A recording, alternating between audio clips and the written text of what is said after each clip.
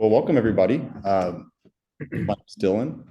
Thanks for being here. This group has grown pretty tremendously over the past couple of weeks and months. I think Kristen posted just this morning that we're at about 4,000 members, which is insane because the whole sort of impetus for this group was I was just sort of geeking out about ChatGPT and AI and I spend my day to day doing real estate stuff, and I'm like, wow, this could actually be really useful. And it's something that I'm a geek at heart, so I kind of enjoy digging into tools and tech and staying kind of at the cutting edge of things. And I created this group hoping that maybe I thought maybe it would be like 50 people that are around the world that want to use it and talk about how to use it. And it turns out like there's a lot of people that are really interested in growing and learning and bettering themselves and also just trying to figure out what the heck is going on. So the purpose of this group is to help everyone continue developing and growing and adding value. And one of the things that I've seen in other Facebook groups that are thriving, successful, is that the true value comes from the input of the community into the group. So the more that you share in terms of your experiences and what you're learning in the group by posting, I think the better. We're all learning together. So for those that are here now, we're just watching the replay. I just want you to know that your investment in this here now, but also whenever you spend time playing around with ChatGPT, it's going to pay dividends. If you read some of the comments on the Facebook group and in some of the chats, agents are saving a lot of time and money using this tool, not just for marketing, but for research. So it's been really inspiring to see the ways that people are implementing the tool in their business and then the dividends that it pays later on in terms of time saved, whether you're using that time to go like golf or hang out with your family or whatever, it's irrelevant. I think that the reality of the situation is that it's creating efficiencies for agents. And I think, oh, hi, Cody. How's it going? Welcome. Thanks. So if you haven't seen Kristen's post from today, she just asked everybody in the group, what did you learn this week? Or what did you use ChatGPT for this week? Go ahead and share. I think people are curious. The growth of the group over the past couple of weeks and months has shown us that agents are interested in knowing how to use it, but also what to use it for. And my background is in education and in technology education. I'll go into that in a little bit, but make sure this person got in. Okay. I think that one of the things that I've realized in my experience in education is that we can be hyper focused on educating people how to use a tool, but not provide the off ramp for actually diving in and using it and implementing it in their business or in pick a field. You could go to school for architecture and how many friends do you know have gone to college and then graduated college and been like, okay, now what's next? Now what do I do? What else do I need to go learn in order to get the credentials that I need in order to do a job? And so I think that there's a little bit of a gap. And what we're trying to create with this group is a bridge between the information, the tool, and actually implementing it in your business. If anyone knows how to remove a waiting room after the fact, please let me know. That way we can just let people roll on it whenever they're ready. So yeah, the purpose of the group is not just to help each other learn, but also to help each other actually implement and to take action with the information that we get.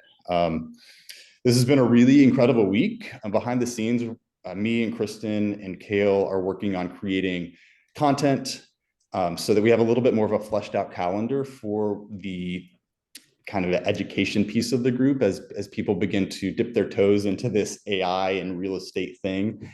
And I say that to say we welcome input. If there's something that you're bumping into in your own use with the tool, if there's a curiosity that you have about what's possible, please let us know or post in the group or in the chat or text us, because our mission right now is finding the the CEOs, the COOs, the leaders, the future forward thinkers in the industry that we can bring into the group and really help us all level up in a way that, 6 to 12 months ago, none of us were even thinking about. So if you have a question or an idea about a topic that you'd like to drill down into, please let us know. That's the whole purpose of the mastermind. And I really wanted to emphasize with this group that I don't want to be, and Kristen doesn't want to be, Kale doesn't want to be a gatekeeper of AI and real estate and ChatGPT and real estate. We really want to mastermind with everyone that's part of the group to figure out what is the best way to deploy this technology in our businesses and our lives. And along the way, we're going to learn a lot. And there's going to be things that we do for a while that we stop doing because they no longer work. And there's going to be ahas. So with that, I want to ask you guys, does anyone have any ahas from this week in terms of things that they've realized they could use this tool for, that they either have been wanting to try out for a while and just hadn't yet, but did this week and it was great, or something that you are curious about that you want to share with the group that you've spent some time digging into? If anyone has something, you can think of it, please let us know. You can just pop it in the chat, or think that that's the Otterbot in the chat. Any ahas from this week in terms of using ChatGPT for your business? I don't have an aha, but I'm using it for I have a YouTube channel, and so now I have it just write all of my my YouTube videos. So I used to go do research and pull out different articles and write stuff about. I'm in St. Petersburg, Florida, so I do top things to do in St. Pete, or cost of living in St. Pete, or pros and cons of St. Pete. So I used to spend time researching it, and now I just ask ChatGPT, and it pretty much I just revise it a little bit, but that's pretty much the only thing I'm using it for. That's why I'm here, to see what other ways I can start utilizing it.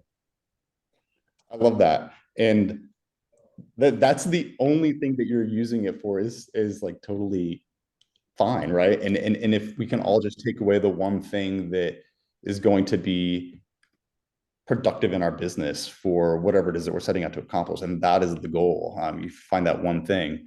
Alina, yes, I will. Alina just said that she will help with letting people in, so I'm going to do that really quickly.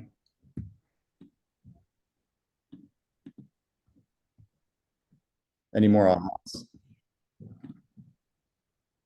think for me, this one's maybe not as like real estate specific, but I have been taking Excel spreadsheets and converting them into JSON files using it's not the code interpreter anymore. It's the data analysis feature within GPT-4, but that's been really powerful. I don't know how to code. I like taught myself HTML, but I've been able to convert these into JSON files, which I can then send to computer programmers that are able to actually build some code for some software that I've been making.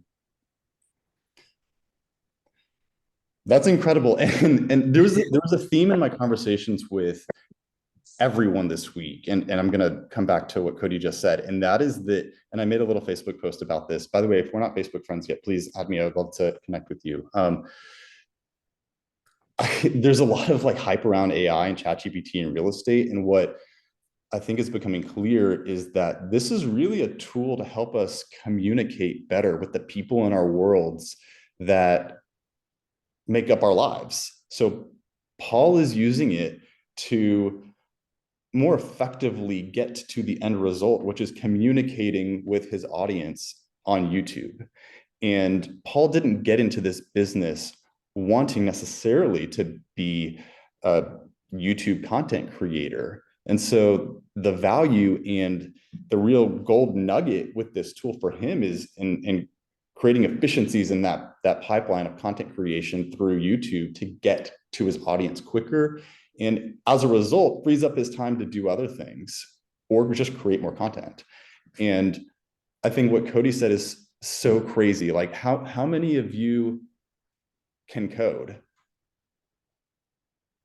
Yeah, like probably none of us can code and or speak another language, like coding. Coding is basically another language. ChatGPT is enabling Cody to speak another language. The language of a data scientist is very different than that of just spoken word or spoken English.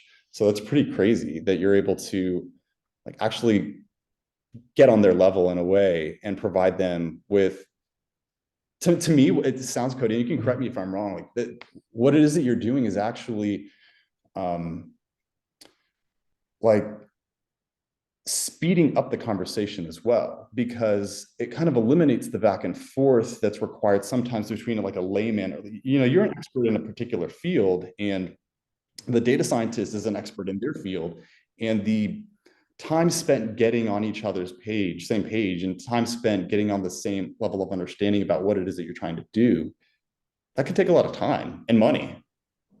Yeah, I think this is just like a rough estimate, but I've probably saved about 100 hours of like tech development time, both from being able to just showcase like, hey, this is what I'm thinking about doing. This is what the files need to be.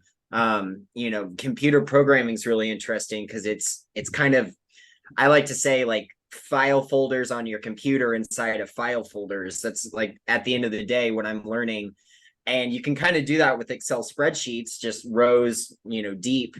And so I've been able to figure out what I want, use ChatGPT to empower the I call it spaghetti code, but then I can send it to the people who actually know what it is, and instead of taking 5 hours for me to articulate it and then them go and have to like type it out, I can give it a starting spot for them, and then they're able to do it in an hour or two at most.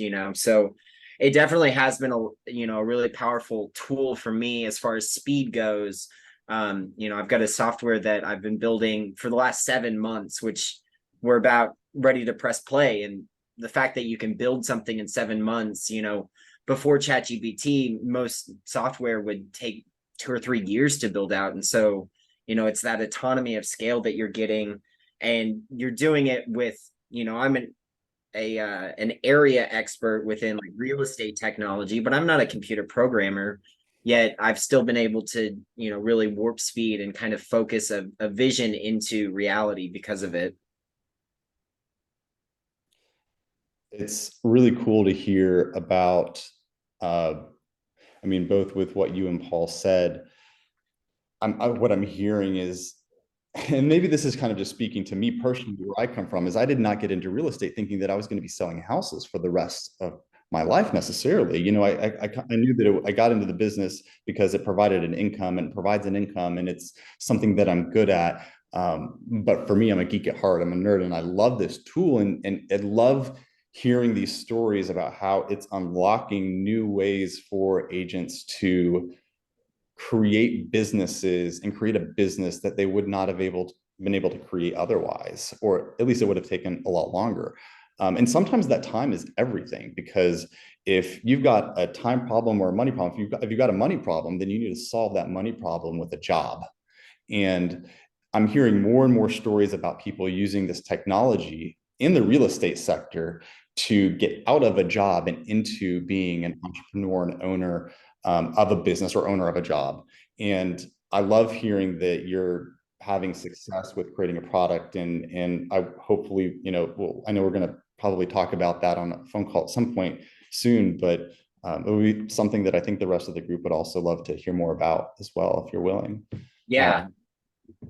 Cool. Yeah, and I think too, like some of my biggest mentors, they talk about the need for automation within real estate, but they kind of throw those warning flags up of like, yeah, you need those automations, but you can't automate yourself out of the business. And so, I think it's been really powerful to use tools like ChatGPT to speed up everything, and then I have more time to focus on my client needs and serving them, and being that person who is the expert to them. And then I don't have to worry about emails or writing good blog articles or things like that, that are just going to be time sucks for us. We can build out, and a lot of a lot of our CRMs have, that kind of power in them, but there's just a whole nother level that you can dive into. And, I think that that's really powerful. I'm happy to share, if you if you want me to share now, I can. If you want, to save that for another day, we can too. But yeah, maybe let's flesh it out, and then definitely we'll have you back on so that you can share what you've done.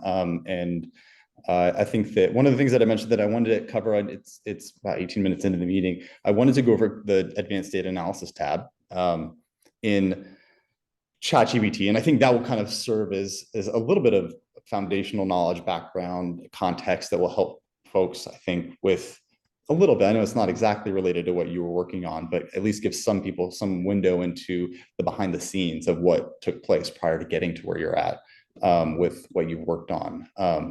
So has everyone here heard of the advanced data analysis tab in ChatGPT? No. Okay, perfect. It's something they quietly rolled out. And I kind of hinted at this in the little video that I posted yesterday. But many of you are aware that there are some safety and privacy issues kind of swirling around all of this AI stuff right now. And so the company OpenAI has really publicly said, we're putting pause on the release of new models. So that's why we still have just 3.5 and 4.0. If you have Plus, you have access to 4.0.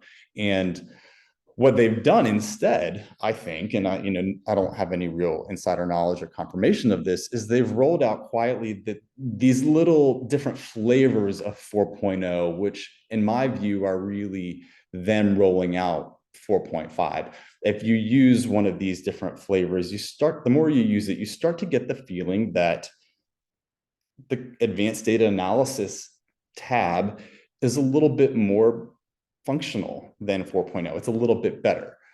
Whether or not that's true, I have no proof. But let me show you exactly what I'm talking about. I'm going to share my screen.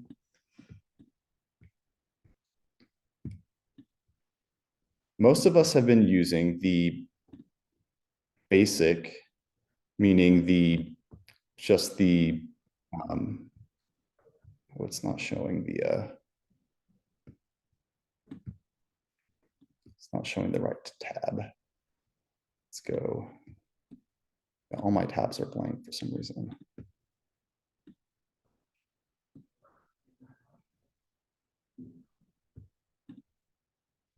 One second. It's hiding somewhere.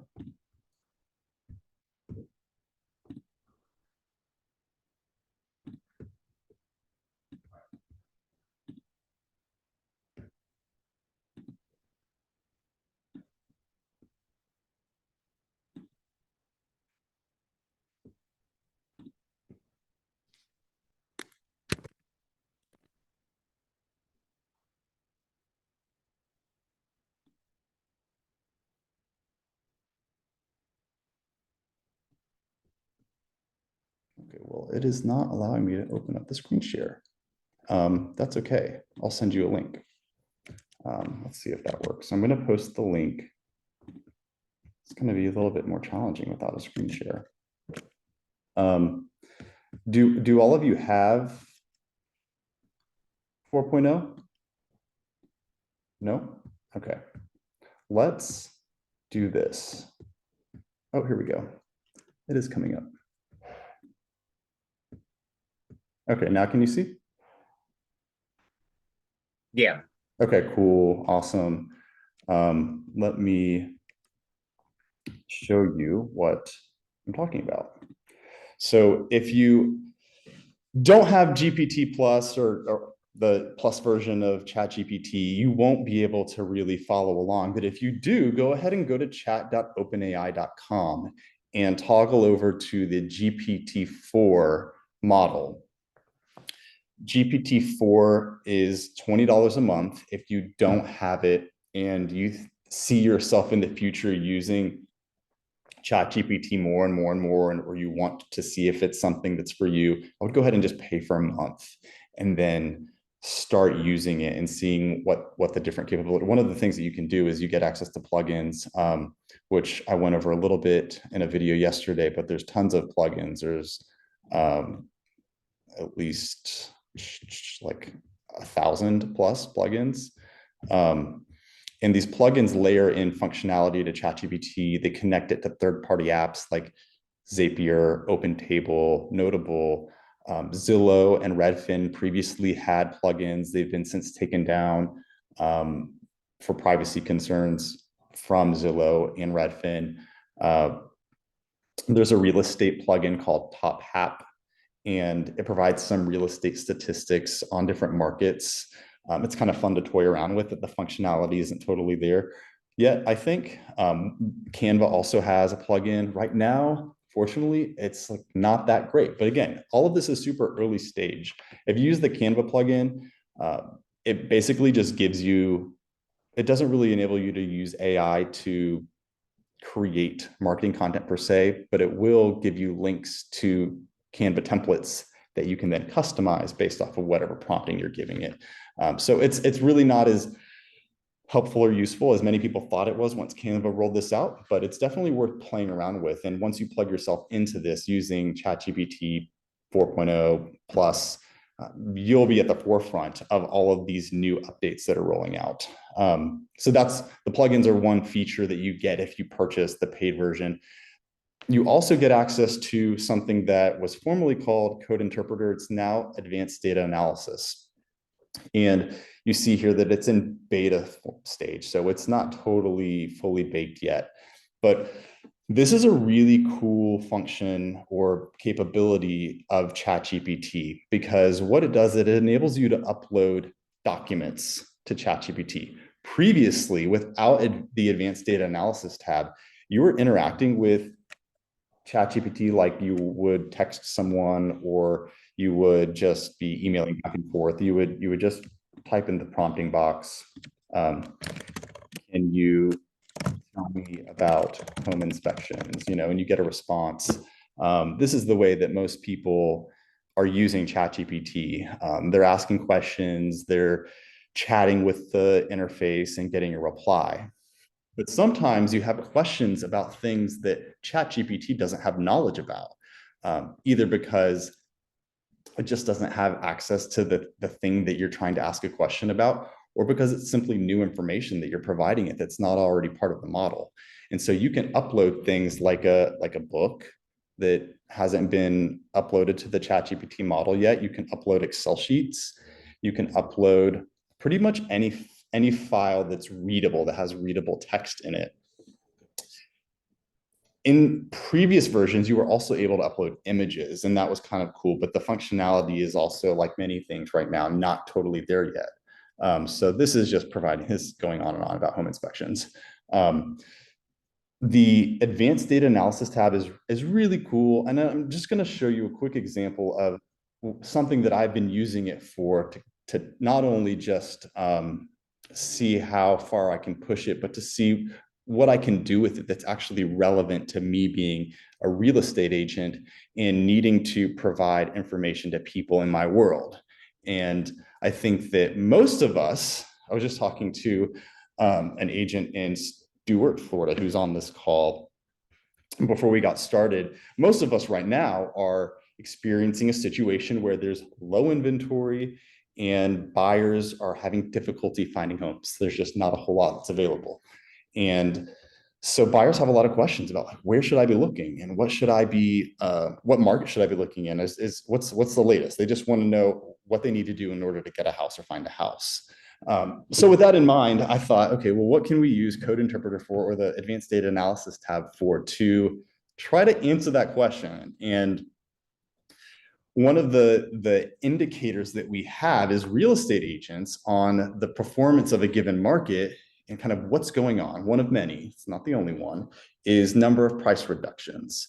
And the way that I usually think about price reductions, and everyone, if you have a different thought or whatever, you can holler at me. But usually price reductions mean, like, there's some opportunity in that market. Like, if a neighborhood, if all the houses that have been listed have been on for 30 days and they have a price reduction, or they've been on long enough to have a price reduction, regardless of the time frame. Usually means that there's some opportunity there for a buyer. So one of the things that I did before I got on this call was I went over to my MLS and I went into the listings and I downloaded everything that was active. So I just selected active listings and I chose my county.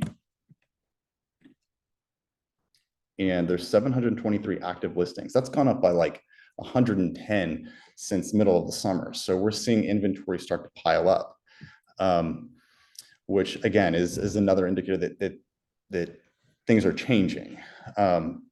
So what I did was I went to my MLS, I got all the active listings, I exported them, and I downloaded them onto my computer. Let me share my screen so you can see what it looks like. I just downloaded a CSV file.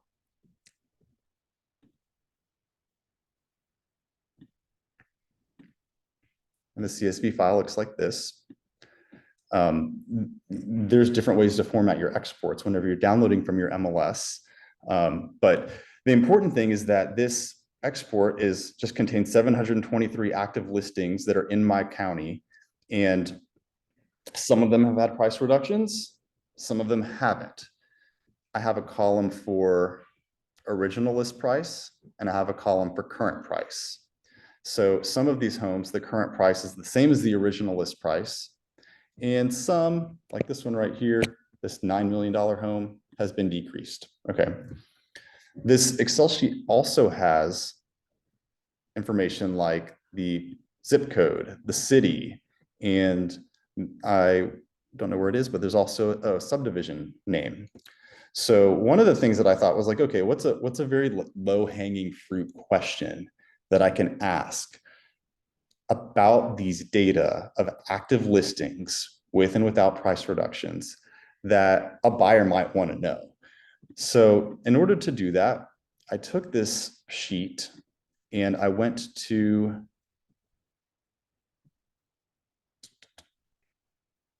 ChatGPT. I'm going to show you what that looks like. And I imported the data, the Excel sheet. Rather than just chatting with it, I imported the data. And to do that, I went down into where I would normally prompt ChatGPT, and I clicked this plus button to attach a file. And I typed in or selected the sold stats.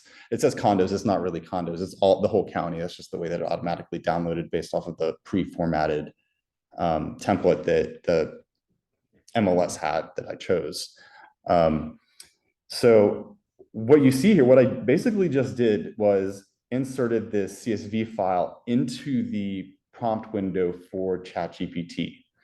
And I think the coolest thing to do is just to kind of send a message and see what it says back. If this is the first time that you've used advanced data analysis, sometimes it's fun to just like play dumb because you don't know what you don't know and just upload it and see what it says. So it says that I see you've uploaded a file named sold stats condos CSV. What's up, Garrett? Hey, quick question. I'm doing it, and I do have Chat GPT-4, and I'm not seeing the upload button as an option. Maybe I missed that when you were explaining, but Yeah, I don't see you have a. I don't have it either. So Did I miss something? Advanced data analysis. All right, and how did is that the plugin or? Great question. So if you click new chat and then I did. You hover over GPT-4. Thank you for Got it down, because when you do this enough times, you just kind of forget some of the steps, but you hover over GPT-4 and select advanced data analysis. That worked. Thank you. Okay, cool. Thank you. So there's two ways to upload files to ChatGPT. And one of the ways is to click this plus button and then just to find the photo on your computer or find the file on your computer. The other way is just to drag and drop into this box here where you would type. Both will work. And the way you know that it worked is if you see it pop up and it'll load. And depending on the size of it, it'll load quickly or slowly. And then you just send it the message and see what happens. So this is the conversation window where I uploaded this spreadsheet. And it doesn't really matter what format the spreadsheet is in. ChatGPT it's pretty astonishing, like how much it can learn from the file, regardless of the format. It can digest pretty much anything right now. So it says, how can I assist you with this file? Well, thank you for asking. One of the things that we can ask this advanced data analysis tab in ChatGPT is, can you tell me something interesting about active listings? Now, I don't need to tell it these are active listings. I haven't even told it what it is that I've uploaded. It's just, let's see what it says. So it's spending some time, and depending on the size of your file, it'll spend more time or less looking at the file to try to understand it.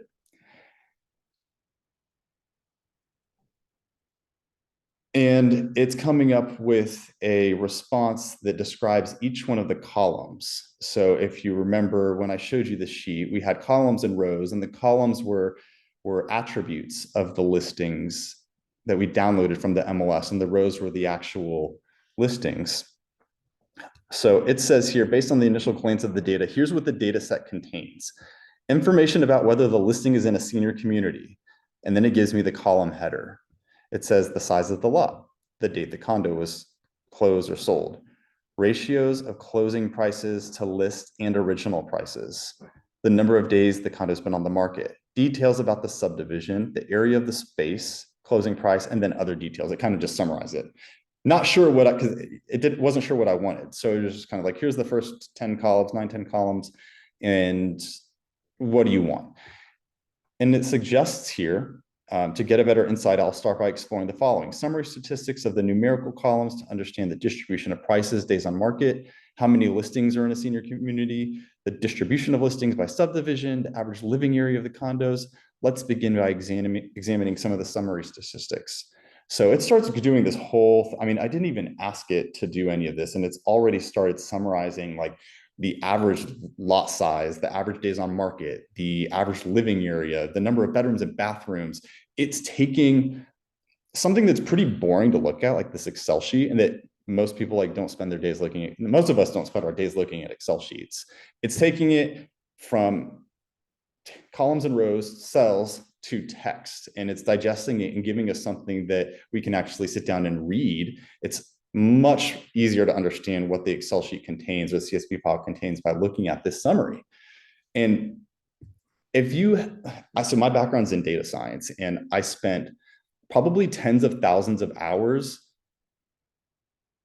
trying to get data in the right architecture and defined well enough such that a computer could understand it. My PhD is in nutritional informatics, and most of my PhD was spent formatting data so that the computer could understand it. To me, this output is absolutely incredible, because in less than a minute, it has taken a data set that it's naive to, had no idea it was about to receive a data set on real estate, and it has summarized it, and it wasn't told anything about what was in this Excel sheet. So it's pretty incredible. And one of the things that is cool is that it will just do an analysis for you and tell you some information about it, the data you've uploaded, but then you can also start interrogating it with specific questions that you have.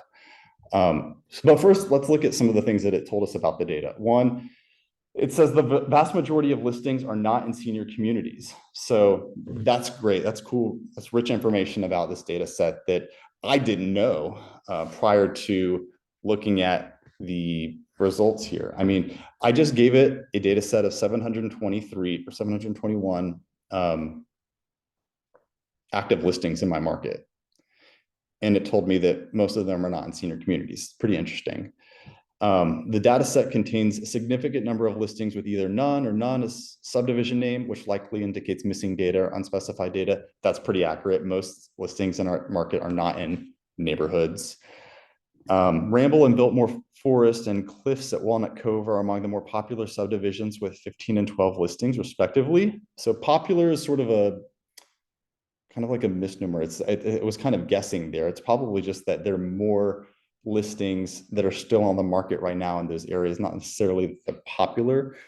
So it's kind of making a judgment there, which is interesting and kind of wrong. Turns out that those two subdivisions contain the most expensive real estate in our county. So that's why there's more listings there. Other notable subdivisions include Virginia Commons, Biltmore Forest, Fountain Park, and Towns at Hamrick Farms. Some of these are new construction communities that have a lot of homes that haven't sold yet, and then others are again the more expensive communities, the luxury communities with homes that have not sold. So with 2 prompts, here's the data, and can you tell me something interesting? It gave us all of this information. You could use some of this for a market report. Oftentimes when you're looking or you're taking market reports from your broker, or you're taking them from the MLS or your board, they're just down to like the county and maybe the city level.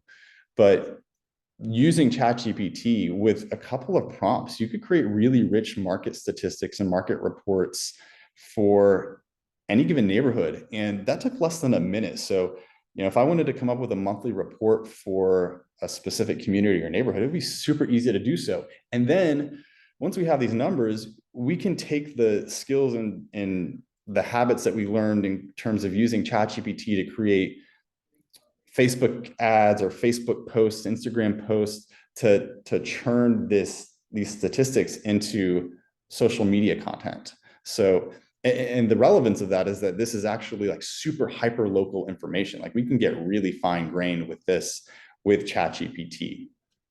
So one of the things, and going back to the buyer question and what our buyers are looking at right now, there are 723 active listings. So one question is, where are all the price reductions, and are there price reductions happening? So one of the questions that, and I'm going to go back to another tab where I've kind of made more progress on this so that you can see what I asked and not have to wait for the response. I said, I'd like to know within each zip code, the ratio of the total number of properties with price reductions to the total number of active listings. So I kind of made a judgment call there by saying, okay, well, zip codes are important and buyers are they're distinct geographical areas that have some level of importance to a buyer. That may not be true for your market. So you may want to go say neighborhood there, or you may want to say city. It just really depends on what your market is like. So I binned all of these listings, these 723 active listings by zip code, and asked ChatGPT to calculate the ratio of the number of homes that have had a price reduction to the total number of active listings in that zip code, to kind of get an idea of if there's, a lot of price reductions in a zip code or not a lot. What did it say? So it said, got it. To determine the ratio of the total number of properties with price reductions to the total number of active listings within each zip code, we need to take these following steps. So it step by step says exactly what it's doing, and it's calculating. The end result is a ratio for each zip code. So if the ratio is low, that means there were 0 properties with price reductions in that zip code. That might not be a place a buyer wants to start looking, or at the very least, we know that that zip code isn't, that's one little piece of data that we have, and it might not be the ideal first place to look relative to a neighborhood or a zip code that's had, where 10 out of 10 of the listings have had price reductions in the last month. So it says, let's begin by checking if there's a direct column indicating the price reductions. If not, we'll use the ratio of the closing price to the original list price as an indicator. So without me telling it how to calculate whether there's been a price reduction or not, like it's learning that to calculate it's like it's understanding the word price reduction and then realizing it needs to look for a change in two numbers.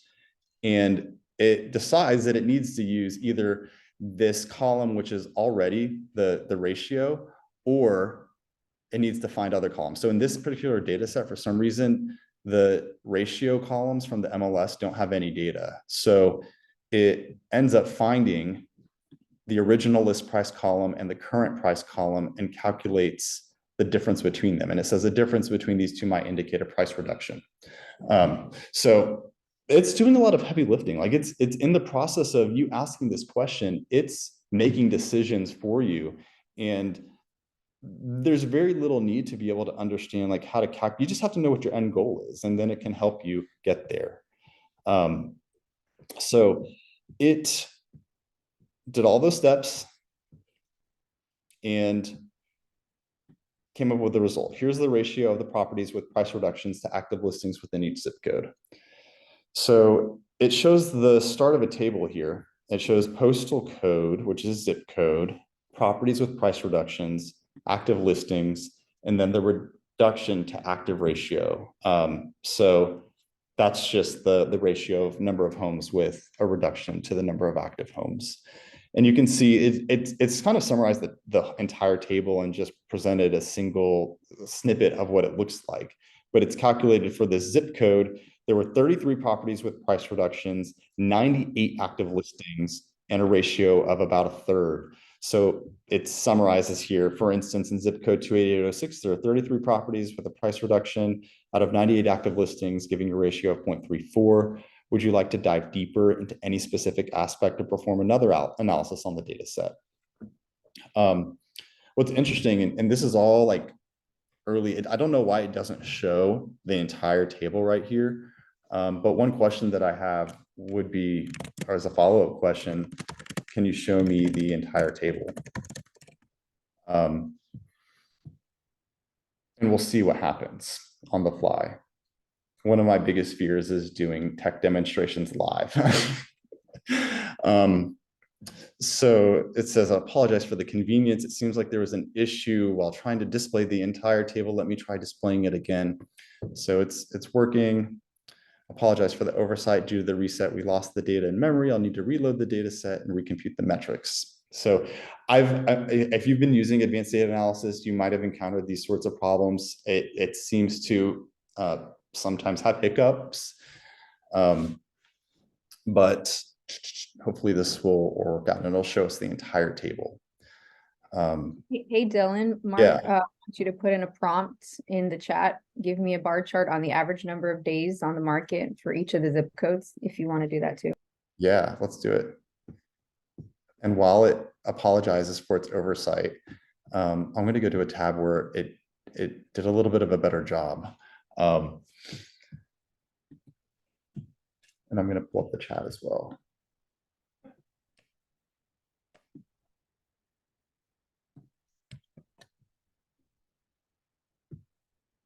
Thanks, Mark. Okay, so in this example here, this is the same data set, but I had a little bit more success with the advanced data analysis tab. It shows the first three in this data set, the first three postal codes in this data set, the total number of active listings, the total number of properties with a reduction, and then the percentage with a reduction. So you can see here that like there's some zip codes with only one active listing and it had a price reduction. These zip codes have very low total numbers of listings and almost all of them have price reductions. So they may or may not be a good place for a buyer to look. And in fact, when I usually do this analysis, what I also tell ChatGPT is to remove all of the zip codes from the result with 10 or fewer active listings, because what I want to focus on the zip codes that have like a larger number of listings that may be more interesting to send buyers to. But just in this example here, I kind of wanted to see what happens when you don't do that. But it gives me a summary here. Some zip codes like 28757 and this other one have 100% rate of price reduction, but their total active listings are low, which may not be statistically significant as zip codes with a higher number of listings. So that's why I usually have a cutoff. Let's see what happens when we do this.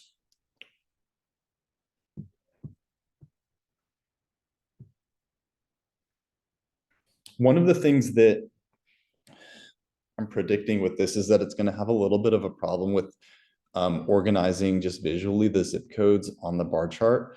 I've had that problem before, so it might need a little bit of tweaking, but it's definitely a good start. And if you're just looking for a really quick like window for your personal knowledge to show up as the local expert to a buyer consult or to a showing, like right before a showing, if you want to run an analysis on a neighborhood and get an idea of what's going on a really granular level, this may be perfect. Like you don't need to create a graphic that's ready for prime time. So let's see. It's coming up with an error. There was an unexpected error in processing the data. Let's try to visualize the number of days on the market for each zip code again. Probably if you downloaded that some time ago, it may not have retained it, or it's over the 16K limit. Yeah.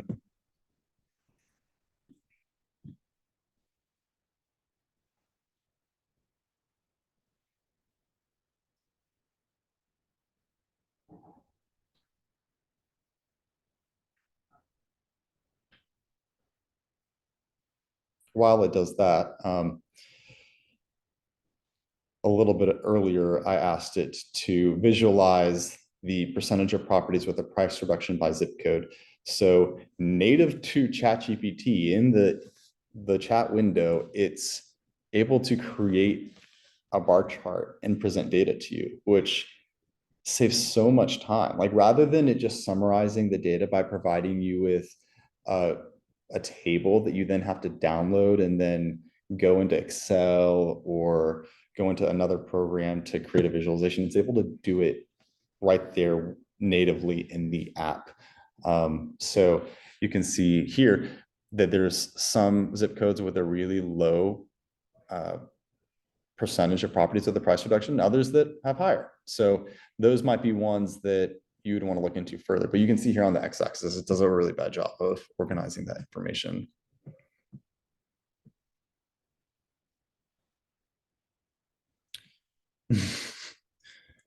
It's super, super, super tiny. You can see here that it's trying. I think that what this shows is that its capabilities of visualizing data are very early, and I think that it's going to take a little bit more tweaking. Have you done this before? I don't know who said that.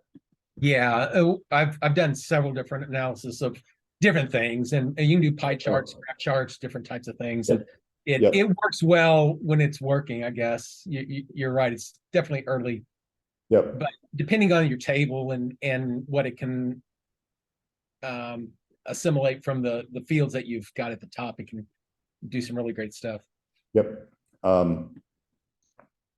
Yeah, I've also found that some days are better than others, and I'm not sure that I have a really good explanation as to why that's the case. You know, my data sets tend to be pretty small, and so I don't know that it's necessarily an issue with size, but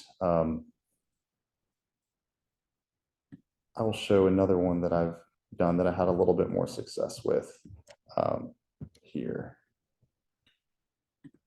So you're really limited only by the questions that you ask and can come up with. I'm not necessarily the best question asker. I just kind of play dumb and see what it can tell me. I uploaded a similar data set. This says expired. It's not really expired. It's just sold homes in my market. And I asked, based on the available data, what types of homes sell the fastest and for the most money? So it started off by examining the data, loaded it in, determined the structure, learned that it had 60 columns related to various aspects of a home listing, such as number of bedrooms, bathrooms, etc. It started defining some of the columns for me, and then cleaned the data, and then started providing some analyses. Now, again, this isn't perfect. This type of protocol of asking it a question asking it the type of question that I asked it probably deserves a lot more care and consideration than what I'm showing you right here. But it says the fastest selling homes, average days on market. So it's determining the speed is equal to low number of days. And it says homes with 6 bedrooms and 3 bathrooms sell on an average of 1 day. Okay, well, there was probably one listing that met that criteria. Homes with 6 bedrooms and 4 bathrooms sell on an average of 5.5 days. And then all the way at the bottom, homes with 5 bedrooms and 3 bathrooms sell on an average of 20.9 days. Okay, so this kind of information isn't really helpful. What it's telling me is that I probably needed to tell ChatGPT a little bit more information about how to bin different size homes into different classes and then give me data. But again, I was just playing simple stupid and gave it the whole data set and said, what can you tell me? It's given me some information about the highest priced homes. So very basic analysis. I asked it, can you tell me in the last year in what city did homes sell the fastest? And it responded, in the last year, homes in Asheville sold the fastest with an average of approximately 35.5 days on the market. So this means that on average, homes listed in Asheville were sold in about 35.5 days. Many of us already have access to market statistics for our area. So I'm not saying that ChatGPT and then advanced data analysis is necessarily like supposed to be your replacement for that stuff that's so easy to grab from the broker or from the board. But what I'm excited about is using it to get really granular, get high resolution data on smaller regions and smaller areas of my market so I can really be the expert in that area, or even in a particular like niche of the market. Like if you wanted to focus in on condos or focus in on brownstones or A-frame cabins, like that type of information isn't available. So you could really begin to craft your position, your brand as the expert in any one of those different niches by taking the data from the MLS, filtering it to whatever it is you want to focus on, and then providing it to ChatGPT and then learning about that information. I can guarantee you there's not a lot of people that are going to that level of depth with the information from the MLS and summarizing it for their buyers. And you can then take this stuff and put it in a newsletter, social media. So it showed me the bar chart of a single city, which is not that exciting, but it's just sometimes it's helpful to look at it in a different way. A lot of this is trial and error. So I encourage you, like if even if you aren't sure if this is for you, to open up the advanced data analysis tab and try to break it. Like try to put stuff in there. I tried the other day to put a fake contract in because I wanted to be able to see if I could, we remove the share for a second. One of the things that I realized is kind of like that's not very efficient is when I receive a contract and it's fully executed, we have all these dates and times in it for inspections and settlement. And what I really wanted to do is be able to pop it into ChatGPT or into, you know, an app that was linked to ChatGPT and have AI read it, take out all the important dates, and then add those dates to my calendar. And I might be kind of like over improving that process or overthinking that because it's really not that difficult to do just on my own. But if there was a way for, I mean, I think that if you step on your tippy toes and look into the future, you can kind of see where this type of technology, once it's integrated into our systems, like with KW, it's command, and all of our stuff goes through command. It's not too difficult to foresee a future where a lot of these sorts of things are just natively integrated into our Google calendars. That you could just upload your contract to command because KW wants you to do that, and then all that information is just fed out into your systems that you have, the way you organize your life. And you don't need an assistant to do that because AI did it for you. But when I did do that, it had trouble reading the manually filled in fields. So there's something about, maybe it's the way that the PDF, the contract PDFs are built. I don't know, maybe someone smarter than I that knows a little bit more about PDFs could help with that. But that was one thing that I did that I wasn't able to have success with. But there's a lot of really cool other applications of the advanced data analysis tab. And I'm sure we'll get into that more as we all start working more together and learning together more. Does anyone have any questions about the advanced data analysis and kind of how to use it, what to do, what it's for, or anything else?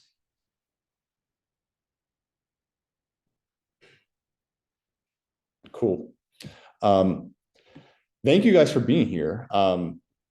Tomorrow, Kristen is going to spend some time on Zoom at the same time, 2 p.m. Eastern, 11 a.m. Pacific, and she put up a poll in the Facebook group.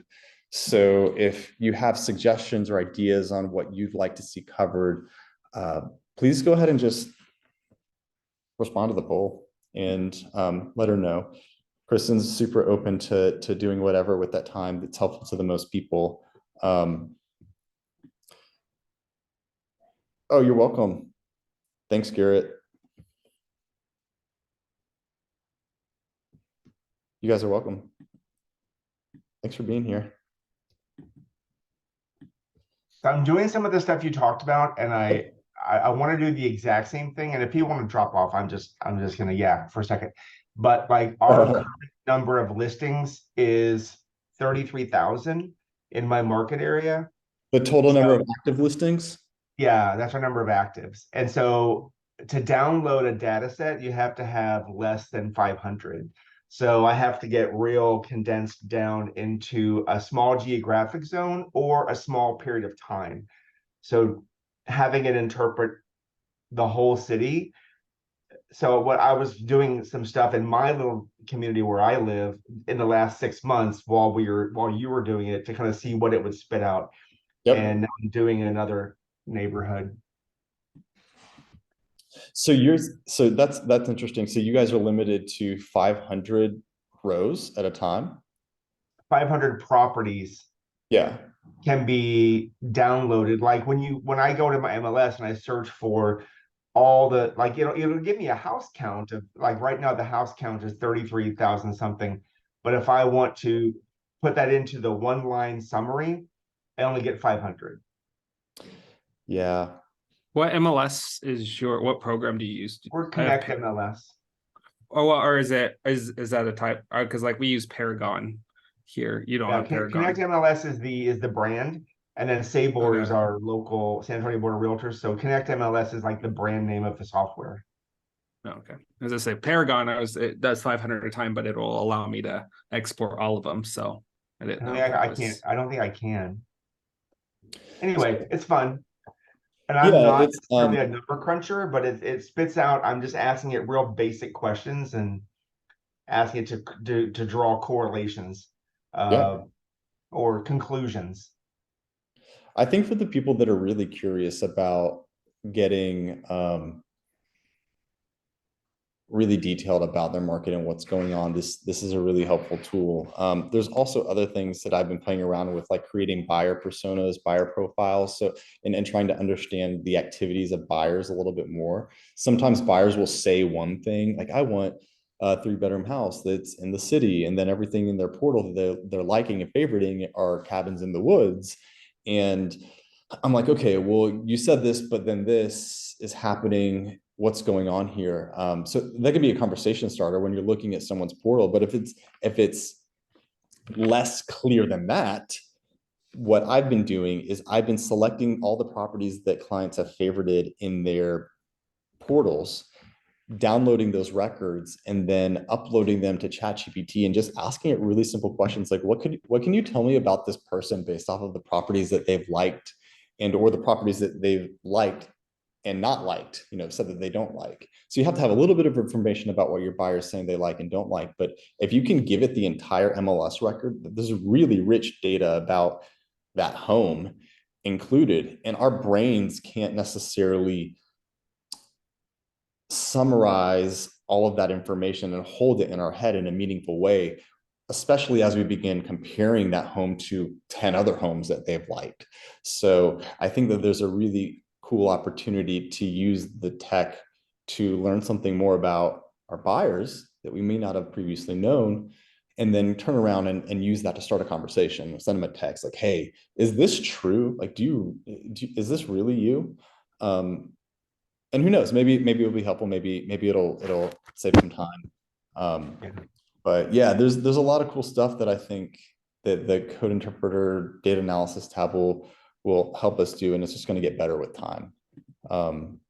I appreciate you making sure I had the link for today's, and I didn't mean to come across as scolding you for not giving me the day and time that wasn't. I think the other young lady interpreted my question as I was mad. I'm like, I'm not mad. I just want to know what you think. Yeah, no, it's all good. I'll be on better Zoom meeting schedule behavior now. Okay, now I have to go. Bye. Yeah, I'll look at that. Thanks, Cody. Hi, Gabby. Hi. Did you see how RPR works with AI? It's very interesting. Yes. Yeah. I do. So tell me more. For those that don't have RPR, they might be wondering what you're talking about. The RPR is it's a system from NAR, and it's all for all of us, just for the realtors in US. And then you can do a search for an area or a city, and then when you go to AI, you can, for example, you can ask for something for a blog. So the system gives you a blog according of the table that you decided to work with, and then also social media prompts. So there are like 10 social media that you can use based on this information too. So you can do all the social media, the post for every day. And also there are another third option that you can do a description or a comment regarding the data, and you can use the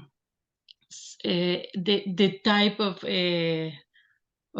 brief that you are asking, maybe a professional or just more more easy for depending on the public that you are going to send. It's very, very nice. Yeah, I've been keeping an eye on the their market trends function. I think it's definitely worth diving into that on one of these calls. So just to summarize again, what Gabby mentioned, that RPR has released like an AI backend to their market trends product offering through their website. So you can create really rich property descriptions, market descriptions that are linked to real-time data from your market within the confines of RPR. So for those of you that don't really want to dive into the advanced data analysis and uploading your own stuff, RPR has created a really great interface for playing around with like key metrics for a neighborhood, zip code, country, city, like months of inventory, lists to sold price, median days on market, median sold price. But if you want to come up with new things and look at things in a lot of different ways in terms of the listings in the market, using other columns from your MLS, probably can't do that in RPR right now. I haven't truthfully dug into it to try to do some like really intense analysis yet, but I do love that they've added that functionality and things.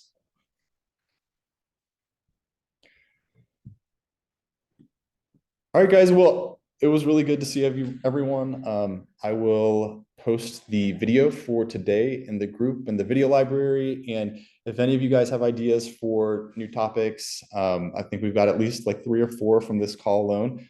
Feel free to post in the group, message me or Kristen, and we'll get it on the calendar. Bye, guys. Have a good day. Thank you.